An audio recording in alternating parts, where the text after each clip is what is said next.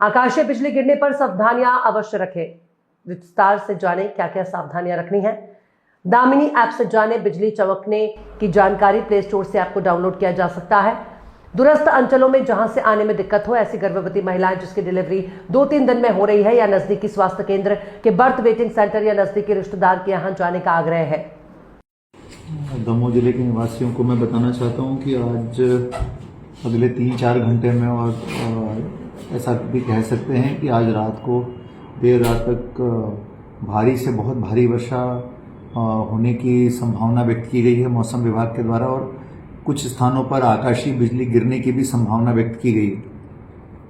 तो इसलिए हमारा पूरा अमला जो है अलर्ट पर है। लेकिन मैं आप लोगों को भी बताना चाहता हूं कि सभी लोग जो हैं इस विषय को लेकर के सावधानी से रहें। एक तो आकाशीय बिजली गिरने वाला जो विषय है उस विषय में मैं आपको 2-3 चीज़ें ज़रूर कहना चाहूँगा कि यदि मान लीजिए ऐसी स्थिति बनती है तो क्या सावधानी रखनी चाहिए, जिनमें पहली चीज़ खुले मैदानों और खुले स्थानों पर या पेड़ के नीचे बिल्कुल खड़े न रहें, ये बचना चाहिए हमको। खुले मैदानों में खड़े रहने से बचना चाहिए। फिर सुरक्षित स्थानों पर रहें, घर में या आप वाहन में हैं यदि तो वाहन के अंदर ही बैठे रहें, वो सुरक्षित स्थान है। इसके अलावा जो बिजली के खंभे और तार ऐसी वस्तुओं से दूर रहें, झील नदी तालाबों से दूर रहें, और बिजली चमकने पर जो है जमीन पर लेटना नहीं है, झुक करके बैठ जाना है और अपने सिर को नीचे रखना है और कानों को बंद रखना है। ये जरूरी प्रैक्टिस आपको अपनाना चाहिए। इलेक्ट्रॉनिक उपकरणों से, बिजली से चलने वाली चीज़ों से दूर रहना है। और यदि मान लीजिए बिजली का झटका किसी कारण से लगता है तो तत्काल प्राथमिक उपचार जो है लेने के लिए निकटतम स्वास्थ्य केंद्र में अवश्य जाना है। तो कुल मिलाकर के ये सब सावधानियां बिजली के झटके से बचने के लिए हमको लेनी चाहिए।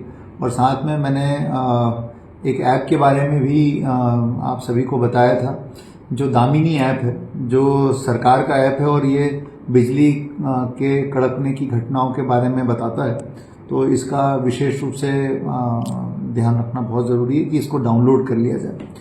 तो और 2-3 चीज़ों का और ध्यान रखें कि यदि आपके परिवार में कोई गर्भवती महिला है जिनकी की डिलीवरी 2-3 दिन के अंदर हो रही है, अगले आज कल परसों में 2-3 दिन के अंदर हो, और वो बहुत ही दूरस्थ अंचल में रहती हो जहाँ से यदि बहुत अधिक बारिश हो जाती है, रास्ते बंद हो जाते हैं तो एम्बुलेंस का लाना संभव न हो, तो ऐसी गर्भवती महिला को हमारी सलाह ये है कि आप निकटतम स्वास्थ्य केंद्र के बर्थ वेटिंग सेंटर में या उनके किसी ऐसे रिश्तेदार के यहाँ जो कि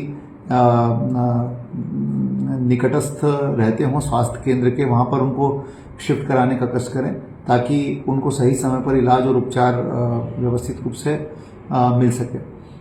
ऐसे समय में जब बहुत तेज बारिश होती है तो नदियों तालाबों में पानी उफान पर आ जाता है, तो ऐसी जगहों पे जाने से बचें और पानी में तैरने से बचें। ये झरनों से, जलप्रपातों से, गहरे तालाबों से बिल्कुल दूर रहें। और ऐसी स्थितियों में यदि पुल के ऊपर से पानी बह रहा हो, बाढ़ का, तो बिल्कुल भी पुल क्रॉस न करें किसी भी स्थिति में। और इसके अलावा यदि मान लीजिए कोई घर बहुत क्षतिग्रस्त है और वो गिरने की स्थिति में है तो तत्काल जो है संबंधित स्थानीय निकाय को सूचित करें और वहाँ पर न रहें और उसके नीचे खड़े न हों, क्योंकि यदि अचानक वो गिरता है तो ऐसी स्थिति में आपको चोट पहुँच सकती है। तो इस सभी बातों का विशेष रूप से ध्यान रखना है, ऐसा मैं आपसे अनुरोध करता हूँ। Thank you.